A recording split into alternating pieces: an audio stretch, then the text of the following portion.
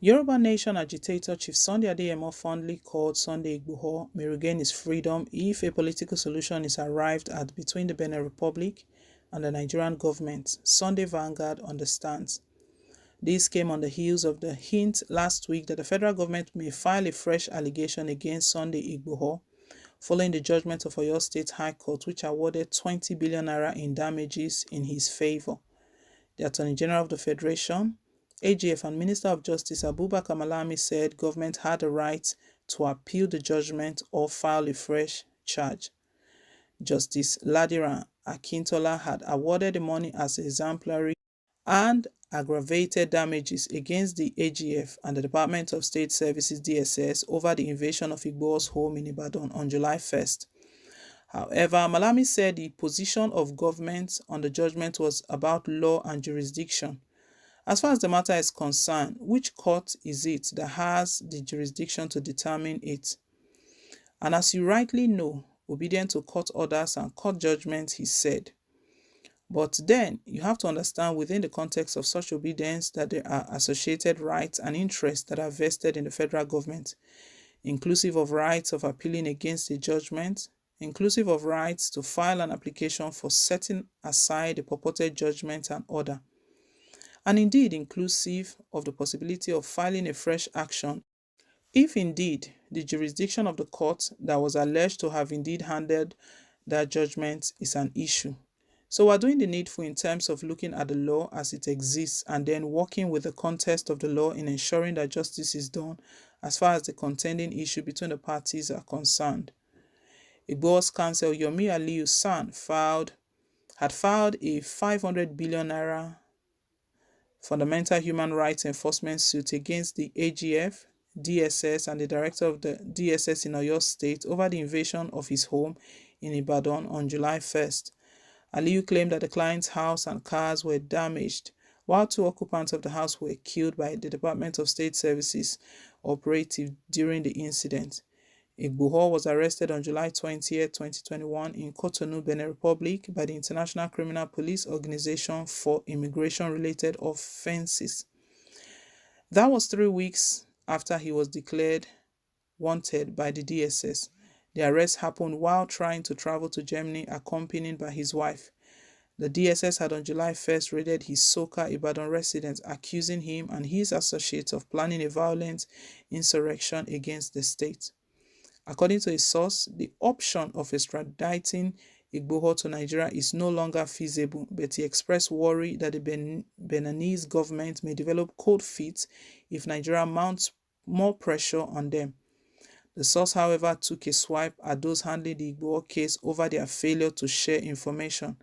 He further said that Igboho feels abandoned as his handlers have not been constantly visiting him at the Beninese prison where he is being held, awaiting the hearing of his case on the alleged violation of the Benin immigration rules. The source said, Igboho is still in prison and they have released his wife. After her release, she stayed a few days and later went to Germany. I'm not sure whether she is back in Benin. There was an audio some days ago where he complained that nobody came to check on him. Those managing him tried to cover it. They mismanaged the man. If Igbo complained that nobody came to check him, he meant it. He's an adult. They are telling us that everything is in order. We wouldn't have known if not for the audio. They are the ones he identified with. They have claimed him. They are the ones managing him. They didn't give the people access to him. It shows that he was abandoned. Even if the court is in recess, that is not enough excuse not to check on him. These are the problems with not sharing information. During Nadeco era, they know how they looked after those in prison. Going to Cotonou to board a plane is also part of not sharing information.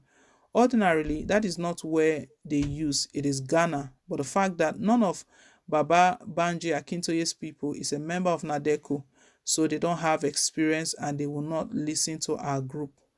Baba Akintoye is our contact person and sometimes we get in touch with Professor Wale Ade Nira. Oftentimes we can call to get a response. It may take 3 days. We only rely on information they give to us. For him, Igboho to say he doesn't mind being deported to Nigeria shows frustration. The group needs to open up now. They have done well to popularize the struggle, to raise a global stage, but they need to open up for more collaborations and ideas. His case should come up anytime from now. What will play out in his case is for a political solution. The possibility of extraditing him to Nigeria is zero from legal perspective. But the people, Benin, are scared of Nigeria, especially over the border issues. We hope they will do the right thing. Though the people are getting involved, I don't see them releasing him to Nigeria government. No one ever thought that this will take this long. Sunday Igboho will remain in jail for this long. We're looking at it. It's going. Days are adding. Weeks are adding.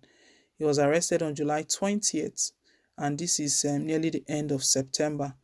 Nothing has been done. A group is accusing those who are working with Sunday Igboho of not really sharing information. That is the possible reason why is being held down in, that's his stay in Benin Republic is taking this long, that because of lack of information. They even felt that even Professor Banji Akintoye, that he himself is not doing enough, not sharing enough information. Well, it's been stated right now that Igbo is banking on political solution, that is the only means out. We know that the most recent regarding his case was the court awarding uh, a sum of money to Igboho on the damages. The DSS damaged they vandalized his property. They went to his property and vandalized a lot of things. A lot of destruction was done in his property. So the court awarded Igboho 20 billion naira as against what his counsel actually filed. The counsel actually filed 500 billion naira for fundamental human rights enforcement for damages and invasion of his home on July 1st. We know Malami is giving a hint that what he stated was that they are going to look into this. He's going to possible means that they are going to be contesting all of this. All of this happening is not turning into a political something political. Nigerians are stating that um, it looks like Sunday Igboho has been abandoned. But I believe that the guy, he believes in what he's doing. He's always been positive, regardless of the situation he finds himself. Just pray that God will continue to strengthen him, because he's not fighting for himself alone. He's fighting for a cause. He's just a freedom fighter fighting for everyone. Well, guys, share your thoughts down below. Thank you once again for staying tuned. Please don't forget to like, share, and to subscribe till I come your way again on more updates. Bye.